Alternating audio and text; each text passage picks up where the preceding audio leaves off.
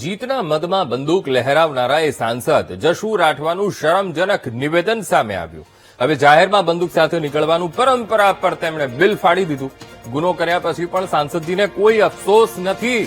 અતિ ઉત્સાહમાં આવી જઈને બંદૂક સાથે નીકળ્યો હોવાનો તેમણે લૂલો બચાવ કર્યો કે ઉત્સાહમાં આવી ગયો હતો.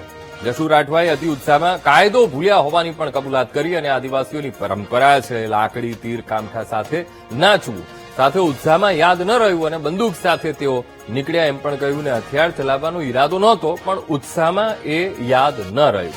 તો તાલુકા પંચાયતની ચૂંટણીમાં જીતના જશ્નમાં બંદૂક સાથે સાંસદ જશુ રાઠવા દેખાયા હતા અને ગઈકાલે છોટાઉદેપુરમાં જશુ રાઠવા સામે પોલીસ ફરિયાદ પણ નોંધાઈ છે.